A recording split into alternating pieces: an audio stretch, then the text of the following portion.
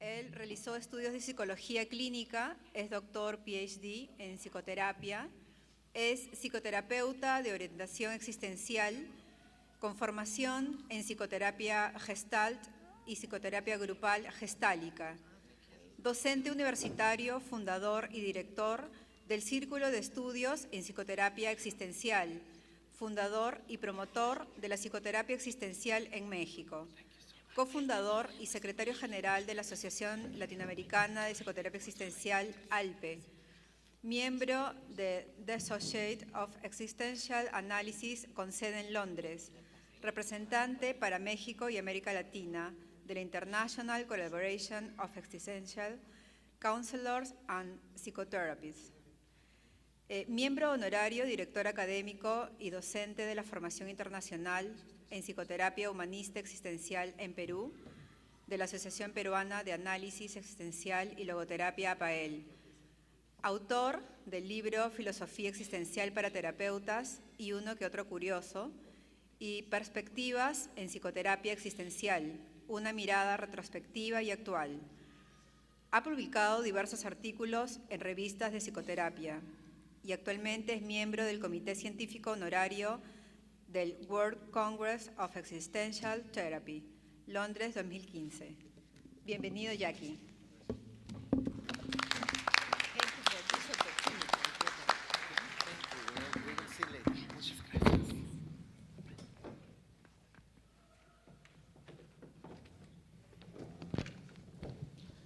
Hola, buenos días. Quiero comenzar agradeciendo a APAEL por la atenta invitación para compartir con ustedes y también a Harald por su excelente exposición que nos realizó hace un momento. Y esta mesa inaugural de la conferencia del Congreso tiene como objetivo, si ustedes notan en el programa, Harald nos hizo una exposición sobre la logoterapia y hablar de diferentes aportaciones, no solamente logoterapéuticas, sino en general de la psicoterapia o de la psicología humanista a diferentes posturas o posibilidades de desarrollo psicoterapéutico. Mi interés ahora y mi propuesta es hablarles de, en particular, una idea que se conoce como el paradigma relacional existencial de la psicoterapia. Entonces les voy a hablar un poco de esta idea que le llamamos así, paradigma relacional existencial, y que en mi experiencia tiene una enorme posibilidad de darnos muchísima apertura a nuevas posibilidades. Nos puede abrir nuevas formas de mirarnos a nosotros mismos, nuevas formas de mirar el mundo y con ello nuevas formas de mirar a las personas que asisten a psicoterapia con nosotros. Algunos de ustedes ya me han oído hablar de este tema en repetidas ocasiones porque para empezar, es mi tema favorito y segundo, es un tema en el que constantemente me invitan a hablar en muchos lugares. Entonces, quizá para algunos, algunas de estas ideas ya sean claras. Sin embargo, también lo que he probado es que hablar del paradigma relacional o tratar de entender el paradigma relacional es como tratar de tener un puño de arena. ¿Lo han hecho alguna vez? ¿No? Que vas a alguna playa y tomas un puño de arena con la mano y te da la sensación de que ya tienes la arena en la mano, pero cuando te das cuenta, la arena está escapando entre los dedos. Pasa algo muy parecido con la mirada relacional existencial. Creemos tenerla clara, creemos saber por dónde va, pero constantemente, cuando nos damos cuenta, ya se nos está escapando entre los dedos.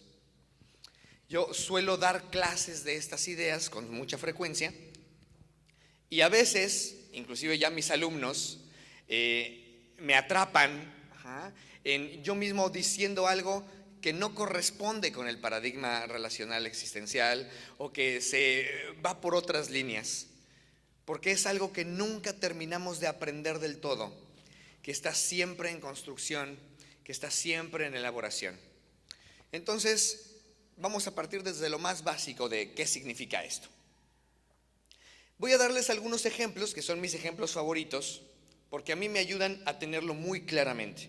Quizá algunos de estos ejemplos ustedes ya los conozcan, pero vale la pena recordarlos y tenerlos frescos. Partamos de esta primera idea. Imagina que esta mañana estás un poco desvelada o desvelado, y entonces esta plática no está siendo muy interesante para ti, y entonces te sientes cansada o cansado y empiezas a dar uno de esos pestañazos más largos que de costumbre, ¿no? A todos nos ha pasado, ¿no? Que estamos atendiendo algo y de repente nuestros ojos se cierran y queremos abrirlos, pero sentimos que pesan y con mucha dificultad abrimos el ojo.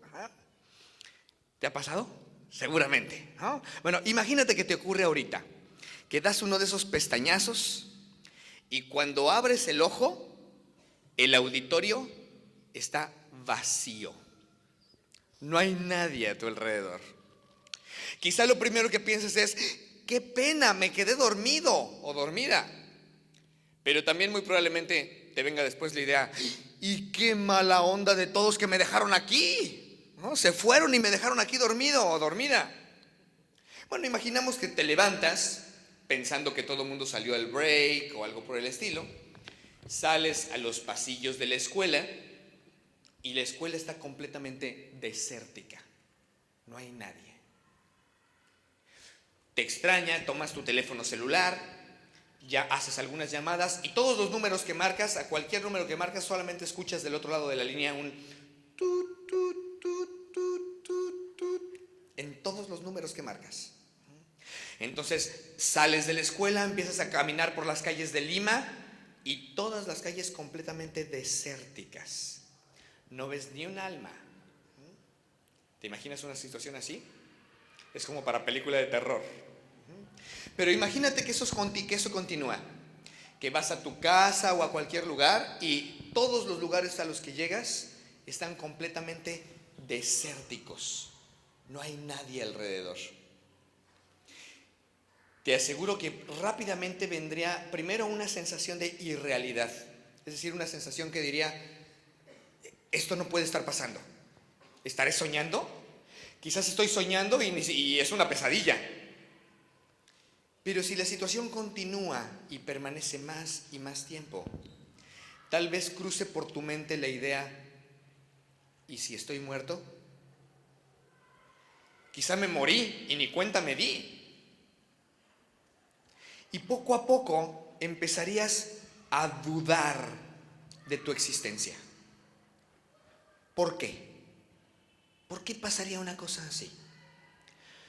Porque para sentir que existimos, para tener sensación de existencia, necesitamos que haya otras conciencias que nos confirmen, que confirmen que aquí estamos, que confirmen que existimos. Por eso uno de los castigos más duros que le podemos poner a un niño, en México le llamamos la ley del hielo.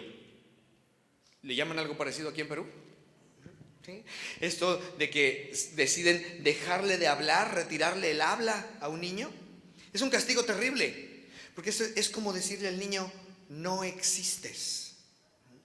Porque la sensación de existir es algo que se genera a partir de la confirmación de la conciencia de otro. Esa es la base del paradigma relacional. Vivimos una cultura, ustedes, yo, todos, esta cultura occidental contemporánea, es una cultura que nos dice que lo primero es el individuo, que es lo fundamental, que te quieras a ti y después a ti, si te queda un poco de tiempo te quieras más a ti y ya después ves que sigue, que te mires a ti, que te pongas atención a ti y ya después ves el resto. Estamos en una cultura completamente centrada en el individuo, de una manera solipsista, de una manera en donde se nos invita a que yo me atienda a mí en primer lugar y a veces también en segundo. y en tercero, etc. Esta cultura, la cultura individualista, es justo lo opuesto al paradigma relacional del que les estoy hablando. Justo el paradigma relacional lo que nos va a decir es, antes, fíjense, antes de ser un individuo, antes de que yo pueda presentarme como una persona, lo que sea, como un sujeto individual o independiente, antes de eso, fui una relación.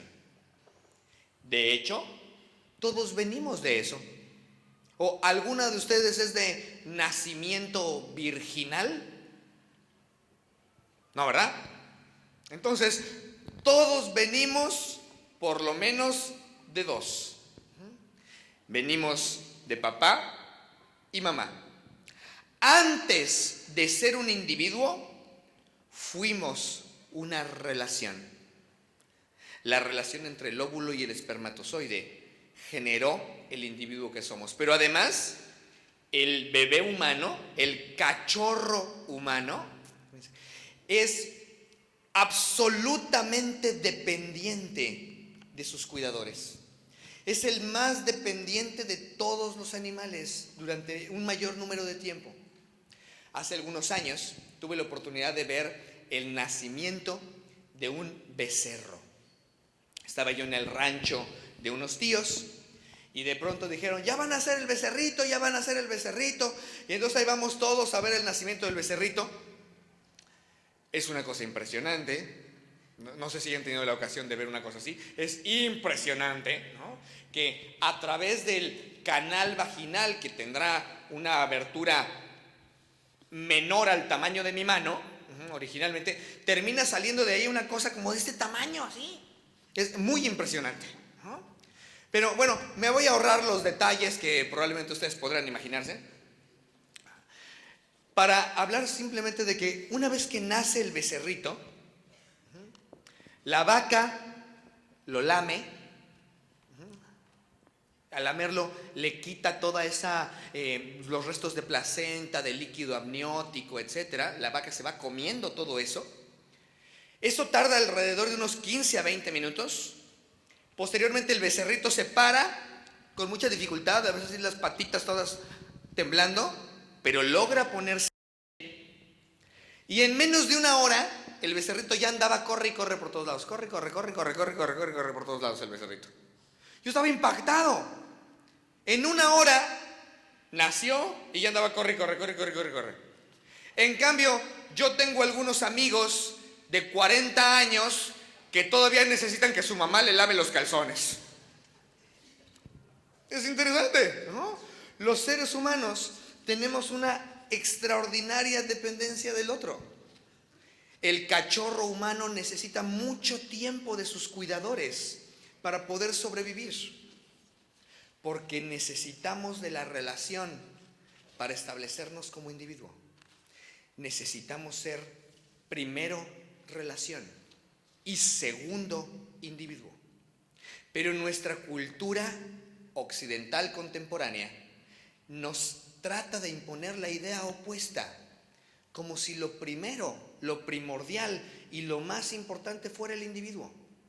Déjenme darles algunos ejemplos más. ¿Vieron la película Eterno Resplandor de una mente sin recuerdos? Bueno, si no la han visto, apúntensela. Es una película interesante. Se llama Eterno Resplandor de una mente sin recuerdos. En esta película sale Jim Carrey, que a mí me cae bastante mal, pero en esa película se defiende. Eterno Resplandor de una mente sin recuerdos. La película se basa en que existe un aparato capaz de borrar recuerdos de manera selectiva. De tal manera que imagínense que yo tengo ese aparato y que se lo conecto a escondidas a Roberto. Ajá. Y entonces vamos a empezar por borrarle, ya me dio la sugerencia, fue sugerencia de él. Voy a empezar a borrar todo recuerdo de Viktor Frankl. ¿No? Le borramos todo recuerdo de Viktor Frankl. Pero ya entrados en materia, ¿por qué no le borramos de una vez todo recuerdo Todo recuerdo de cualquier psicólogo, psicoterapeuta, filósofo. Vamos a borrarle todo recuerdo de todos esos. Se los borramos, ¿no? Muy bien. De tal manera que si él de pronto ve una foto de Viktor Frankl, no sabe quién es, no tiene ni idea.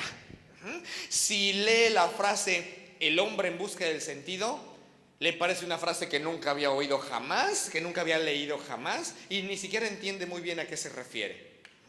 Todo recuerdo le quitamos. Pero vamos a seguir.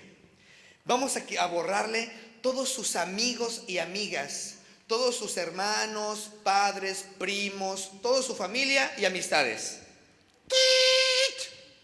Todos. Es más, de una vez, vamos a borrarle todo hombre o toda mujer que haya conocido en su vida. De una vez.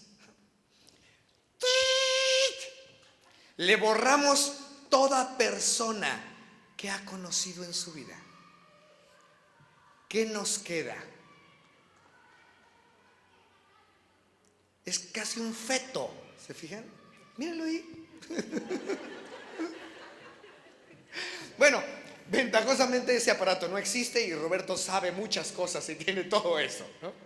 Pero Roberto, tú, yo, cada una de nosotras o de nosotros, estamos hechos de nuestras relaciones.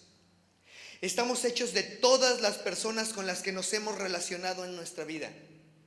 Sí, cada una de nosotras o de nosotros estamos hechos un poco de Viktor Frankl, por supuesto. Estamos hechos también un poco de toda esta lista que Lisle nos colocó en su exposición. Estamos hechos un poco de Maslow. Estamos hechos un poco de Fritz Perls. Estamos hechos un poco de Carl Rogers, etcétera, etcétera. Estamos hechos de ellos. Tanto como estamos hechos de nuestros políticos, nos guste o no. Tanto como estamos hechos de nuestra historia, tanto personal, nuestros padres, nuestros hermanos, como colectiva.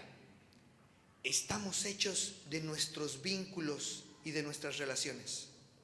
Algunos más, algunos menos. Algunos vínculos nos impregnan más que otros, por supuesto.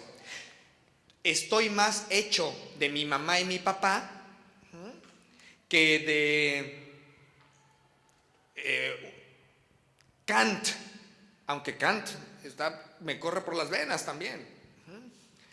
Estamos hechos de todo el conocimiento de la humanidad.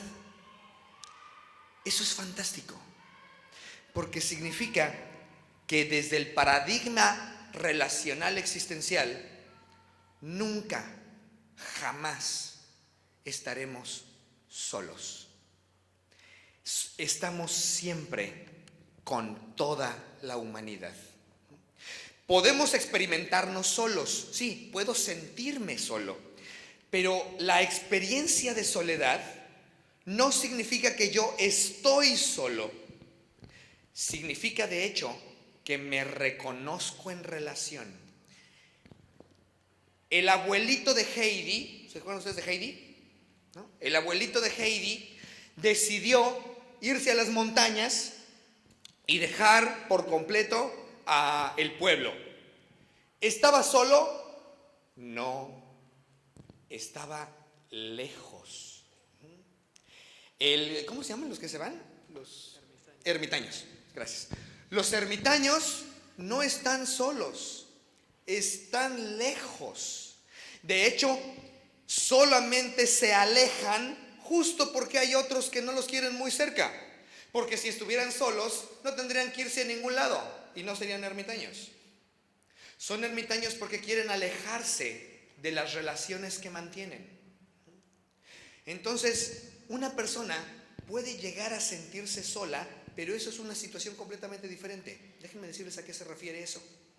Es cuando yo me encuentro con Roberto, yo espero, es normal, es lógico, nos pasa a todos y a todas. Yo espero que Roberto se ría de los mismos chistes que me río yo. Espero que a Roberto le guste el existencialismo tanto como a mí. Espero que a Roberto le desesperen y le desagraden todo lo que a mí me desespera y me desagrada. Pero cuando Roberto me sale con que le gustan algunas cosas que a mí me desagradan, con que le caen muy bien algunos aspectos que a mí me parecen terribles, ¿qué pienso rápidamente? Pienso, a Roberto se le botó un tornillo. Está mal, ¿qué le pasa? Está mal, no piensa bien, tiene problemas. Tiene problemas porque no se ha dado cuenta de la verdad. ¿Se fijan cómo sutilmente hacemos eso? Constantemente cuando alguien no piensa como yo, tendemos a creer que está mal porque no piensa como yo. ¿Por qué nos sucede eso? Porque nos resulta difícil soportar, tolerar que haya un otro distinto a mí. Cuando hay un otro distinto a mí, es cuando me siento solo. Tal vez les haya pasado que están de pronto en medio de una reunión familiar o en medio de una cena entre amigos y de pronto a media reunión, a media cena entre amigos, te les quedas mirando, te abstraes un poco y piensas, ¿qué diablos hago aquí? ¿Les ha pasado? De pronto, en medio de seres queridos, en medio de la gente que más amas, puede ocurrirte, puede ocurrirme, que de pronto a media reunión entre conocidos, sintamos que no pertenecemos ahí. Esa es la experiencia de soledad. Pero si se fijan, no es una experiencia de estar sin gente, de estar sin otros, no. La experiencia de soledad es justo al revés. Es la experiencia de estar con otros, reconociéndolos como otros, reconociéndolos como el otro que me contrasta y que no es como yo. Eso a veces puede ser doloroso, aunque paradójicamente, como la gran mayoría de ideas existenciales siempre tienen dos lados, tiene una parte que se siente incómoda, pero paradójicamente, solo porque el otro es distinto a mí, solo porque el otro es otro, entonces puedo tener una relación cercana e íntima con él. Solo porque Roberto piensa distinto a mí, podemos ser grandes amigos. Porque entonces Roberto me puede enseñar algo de lo que él sabe. Y yo puedo enseñarle algo de lo que yo sé. Roberto puede decirme, por ejemplo, qué encuentra fantástico en eso que yo encuentro desagradable. Y él puede darme la oportunidad de contarle lo que yo encuentro de maravilloso en eso que él siente sin importancia. Y cuando ambos nos damos esa oportunidad, nos hacemos amigos. Cuando ambos nos damos esa oportunidad, nos acercamos y podemos construir una relación de intimidad. Entonces, la soledad, con todo lo dolorosa que puede ser en ocasiones, es la materia prima de la intimidad, porque nos permite cruzar el puente de vez en cuando. Es una idea fantástica, es parte del paradigma relacional. En este momento, por ejemplo, aquí mismo ahora, un último ejemplo les voy a dar. En este momento, si de pronto ustedes se pusieran de acuerdo, y también aquí Harald, Lisle y Roberto, se pusieran de acuerdo y me empezaran a mirar, a tratar, a hablar, como si yo fuera una niña de 6 años. Entonces me miran, me tratan y me hablan como si yo fuera una pequeña niña. Me dicen, ay, Jackie, con tus rulos, ay, ay. ¿Y qué haces allá arriba, Jackie? ¿Y dónde está tu mami? Bueno, a lo mejor al principio me parecen graciosas, ¿no? Y también digo, bueno, ya estuvo de bromas, bueno, ya. Pero supongamos que la situación continúa. Y que todas ustedes, inclusive mis 3 compañeros de mesa, me siguen mirando, hablando y tratando como si yo fuera una niña de 6 años. Al cabo de un tiempo empiezo a desesperarme, mucho. Y entonces probablemente me enoje, inclusive entre en rabia y los mande a la mierda a todos, ¿no? Y entonces decida irme y con cuanta persona me cruce, todas esas personas me siguen hablando como si yo fuera una niña de 6 años. Y entonces me desespero y quiero tomar un taxi y el taxista me dice: niña, pero ¿dónde está tu mamá? ¿Cuánta persona me cruzo? Es también cual película de terror. Bueno, si algo así me sucediera, o a cualquiera de ustedes, al cabo de poco tiempo, al cabo de muy poco tiempo, me quedan 3 opciones. Opción 1, me suicido. Opción 2, me voy a un rincón, me aíslo y me autoestimulo. Como hacen las personas en la experiencia esquizoide, cuando el mundo les presenta una realidad que no pueden sostener. Y entonces necesitan aislarse y autoestimularse. Opción 3, me la creo. Y entonces empiezo a pensar, claro, de seguro soy una niña de 6 años que empezó a jugar que era un hombre adulto y se me olvidó que estaba jugando y me la creí. Y ahí entonces me creí que soy un hombre, pero en realidad soy una niña. Ay, tontita, tontita, tontita. Y empiezo a creerme eso. ¿Y saben qué me pasa? Al poco tiempo, cuando me veo en el espejo, veo una niña de 6 años. Eso es justo lo que veo en el espejo. Pero esto tiene una condición interesante, porque significa que lo que hoy en la mañana lo que hoy en la mañana vimos en el espejo, depende mucho más de la mirada de los otros, de lo que pensamos. Solemos pensar que lo que miro en el espejo es independiente de todos ustedes y que mi percepción y mi sensación de mí mismo es independiente de los demás. Pero quien vimos esta mañana en el espejo es en parte resultado de la mirada de todos los demás. Porque somos relaciones. Mi experiencia en este momento de mí mismo depende en gran parte de lo que está ocurriendo entre nosotros ahora. Porque si ahora yo notara que muchos de ustedes están, como en el primer ejemplo, están haciendo así, se están completamente quedando dormidas o dormidos, si eso estuviera ocurriendo generalmente aquí, yo me estaría sintiendo muy incómodo. Me estaría sintiendo muy mal de ver que toda la audiencia a la que estoy intentando llegar de alguna manera se está durmiendo. Entonces no lo estoy consiguiendo bien. Qué bueno que sonó el despertador.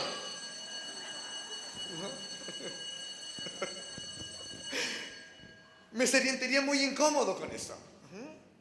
Entonces, lo cierto es que somos el resultado de nuestras relaciones. La experiencia que están teniendo ustedes en este momento, en parte, me la deben a mí. Porque si yo fuera una mujer de estas que bailan, ¿cómo les llaman aquí? ¿Table dance? No. ¿Sí? ¿Table dance les llaman también? Pole dance. Ajá. Una mujer de esas que bailan pole dance y hubiera aquí un tubo, ¿no? Y yo estuviera dándome vueltas en el tubo. Ajá. Ustedes tendrían una experiencia diferente de la que están teniendo ahora. Se los aseguro. La experiencia que tenemos de nosotros mismos, entonces, depende de la situación relacional que establecemos. Pero esto nos lleva, como en el paradigma relacional existencial, a otros 2 detalles más antes de que empiece a cerrar mi participación aquí. El primer detalle es que si estamos siempre en relación, tenemos entonces muy poco control. Controlamos muy poco la existencia. La existencia está llena de incertidumbre. La incertidumbre es la primer consecuencia lógica de ser relaciones, de estar construidos por relaciones. Controlamos muy poco en una cultura de la controlitis. ¿Se han fijado? Tenemos la cultura de la controlitis. Hace algún tiempo, hace un par de meses, estaba en mi casa, quería ver una película en la televisión y entonces no encontraba el control remoto de la televisión. Entonces me puse a buscar el control remoto y me encontré 7 controles remotos. 7. El de la televisión, el de la videocasetera, el del DVD, el del Blu-ray, el del sonido. 7 controles remotos. Y de pronto me percaté de este afán de nuestra cultura por tener siempre todo perfectamente controlado. ¿Se fijan? Queremos tener todo perfectamente controlado. Pero ser relaciones, el paradigma relacional, una de las primeras consecuencias que me brinda es que no podemos controlarlo. Estamos en medio de una gran incertidumbre. La vida es mucho más misteriosa de lo que a veces quisiéramos que fuera. Pero ¿se acuerdan que les dije que todo tenía 2 lados? La incertidumbre también. Ya que gracias a la incertidumbre significa que no estamos definidos, que los seres humanos no estamos delimitados, que no tenemos un destino perfectamente marcado que estamos obligados a cumplir. Estar en incertidumbre significa que cada una de nosotras y de nosotros vamos construyendo día a día nuestro destino. Y lo vamos construyendo en esta red relacional que formamos unos con otros. Vamos construyendo lo que somos. Y eso es fantástico. Se llama libertad. Es maravillosa. La incertidumbre es la puerta a la libertad. Es la puerta que nos dice que es posible reinventarnos, que es posible mantenernos abiertos y que es posible, como las palabras de Frankl que Harold nos recordó, es posible mantener un espíritu creativo e innovador. Es posible solo porque hay incertidumbre. Porque si ya lo supiéramos todo, si todo fuera perfectamente controlado, ¿qué innovación podríamos tener? ¿Qué nuevas creaciones podríamos generar? Solo podemos crear cosas nuevas porque estamos inciertos, porque no sabemos. Tiene 2 lados. Y la última consecuencia de la que les quisiera hablar de la relacionalidad es lo que en la mirada existencial le llamamos la tragedia. Para la perspectiva existencial, los seres humanos, la existencia es trágica. ¿Qué significa eso? Normalmente en nuestra cultura tendemos a ver solamente un lado de las cosas y tenemos una lógica en la que un lado elimina al otro. Pero en la antigua Grecia no funcionaba así. En la antigua Grecia la mayoría de las palabras y de los términos tenían inclusive 2 distintos sentidos o definiciones que podían ser incluso opuestos. Por ejemplo, la palabra fármaco, de donde viene farmacia, farmacología, etcétera, etcétera, la palabra fármaco significaba en la antigua Grecia 2 cosas. 1, remedio. Y sí, todos conocemos ese significado, remedio. Pero tenía un segundo significado, veneno. Eso significa la palabra fármaco para los griegos. Remedio y veneno.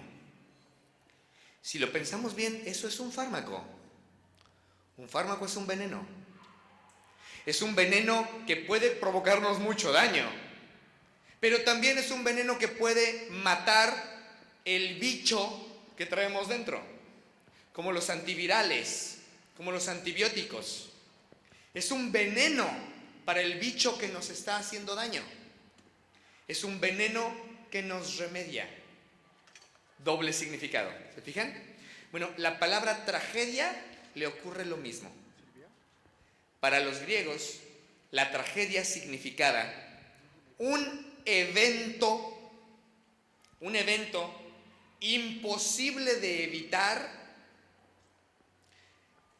cuya ocurrencia no podía preverse del todo, aunque quizá podría suponerse. Ejemplo: un hombre y una mujer tienen relaciones sexuales sin protección y quedan embarazados. Eso es una tragedia. Algunas parejas consideran esa tragedia maravillosa. Para ellos es una gran dicha. Otras parejas consideran esa tragedia terrible. Para ellos es algo para sufrir y angustiarse. Pero embarazarse en sí mismo no es ni positivo ni negativo. Es trágico solamente. Ese era el sentido de la palabra tragedia para los griegos. También, por ejemplo, que llueva es trágico. Para una persona que tiene sus sembradíos, que llueva es maravilloso, porque eso le permite tener una buena cosecha. Pero para una persona que vive debajo de un puente y que se tapa con cartón, que llueva puede ser terrible. Pero que llueva es simplemente trágico.